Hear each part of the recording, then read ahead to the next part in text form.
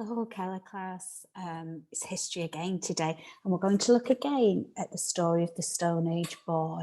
I'm going to read it again quickly just to remind you of it. But in today's reading, what I want you to think about are the jobs that the people that the boy meets. We don't actually know his name, do we? We know she's called on, but we don't know her name. So let's quickly remind ourselves of the story. And as I go through, let's think about the jobs that we see people do. An amazing thing once happened to me as I was wandering in the woods when I tripped and found myself falling down. And there he is at the bottom. When I woke up, I was in a cold, dark place. I could see daylight in the distance and I stumbled towards it. Outside, everything was different, and I realised I was lost, completely lost. So I walked and walked and walked. Then, to my relief, I saw someone, a girl.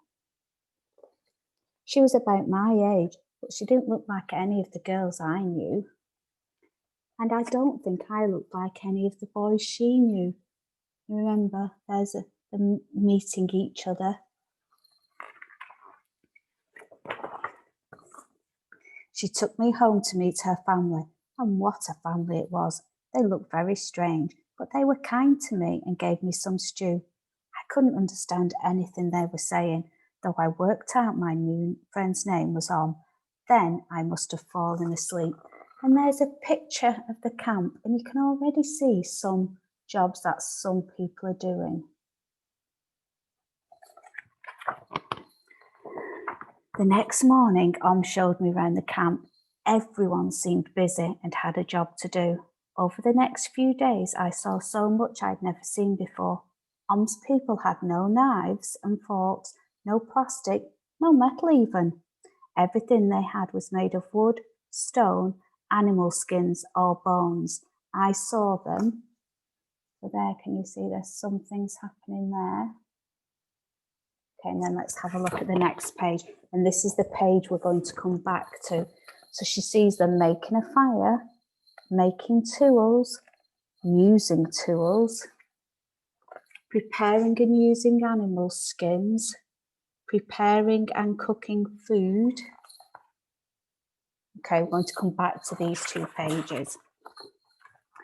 One afternoon, we went to the river.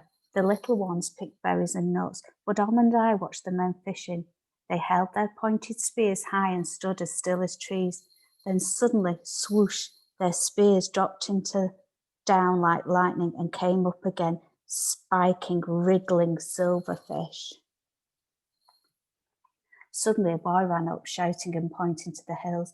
At once, several people grabbed their spears and followed him. Om and I followed them. Slowly, we crept forwards until we saw a reindeer. It was standing alone, munching the grass. You see the reindeer there? At a signal, the others ran towards it, yelling and throwing their spears. Om and I didn't have spears, but we yelled anyway. It was so exciting. A spear caught the reindeer in its side and it fell to the ground. That night, we had a party to celebrate. We cooked the reindeer over a great fire and there was music and dancing, and I joined in on the air guitar. Okay. So we've got lots of jobs we've seen, haven't we? As the days became weeks, Om and her people taught me many things. Can you see he's being taught new things? Then one day, Om took me to a special place. We walked a long way until we came to the mouth of a cave. Om struck flint stones together to make a fire. She lit a torch and we went in. And there's a picture of the cave.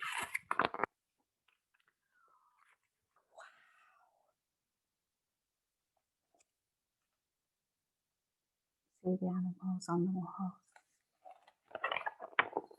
It took me a moment to realise the animals were only paintings. In the flickering light of the torch, they looked real, as if they were running all around us. On went over to the tool and paints the artist had left and began to draw. Suddenly I saw something move in the darkness. You remember what it is? Just see it, can't you, at the bottom?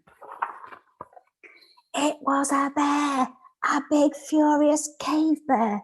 I shouted at Om to run and turned to face the bear with my spear. I felt very small. Suddenly the ground gave way and I found myself falling down, down, down.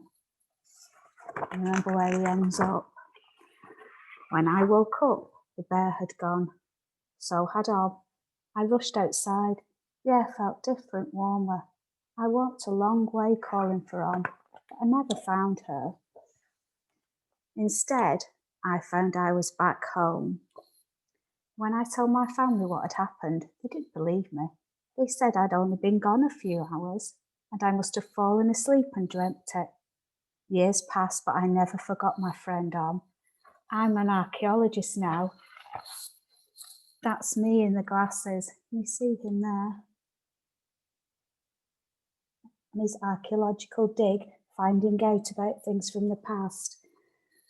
Everywhere I go, I look in the past for signs of Om. I never stop learning from her and her people. Was it a dream? Maybe.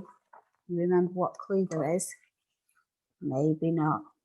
Can you see there's a picture of him that Om drew? Right. Through the story, he gets to find out about lots of jobs the people that Om and her family do. Some of the jobs are things like hunting and fishing and finding food. So let's go back to the page that showed us all the things. So let's have a look in detail. So we've got the first one, making fire. So it says, by striking flint stones together or turning a wooden drill, fire is used for cooking, to keep warm, and sometimes to scare animals. So that was a job, making the fire and keeping the fire. The next job, making tools, by flint knapping.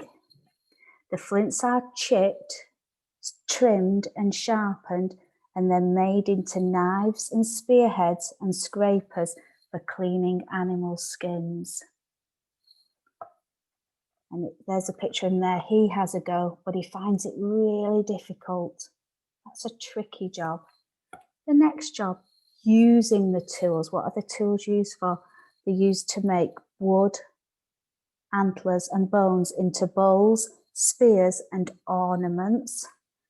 Cutting a slice out of a bone, sharpening it on a grindstone and piercing a hole, it becomes a sewing needle. And we've got some ornaments there. And then using a throwing stick, you can throw a spear faster and further. Okay. Next bit, preparing and using animal skins. So they would skin a deer, so the reindeer that they caught, they would take its skin off, they would clean it, scraping it clean, drying it, cutting it, piercing holes and sewing it together, and it could become clothes. It even became their shelters, their tents, didn't it? Preparing and cooking food. So we've got cutting up the meat, drying the meat, drying any fish that they caught in the river, do you remember? Smoking the meat, so they've got some tents here that's smoking. It's another way of cooking and preparing things. Boiling soup by putting a red hot stone into a leather bag. The grilling the meat.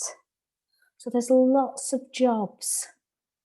So I want you to go to your Purple Mash task now and make a list of all the jobs that you know hunters and gatherers have to do in their daily life.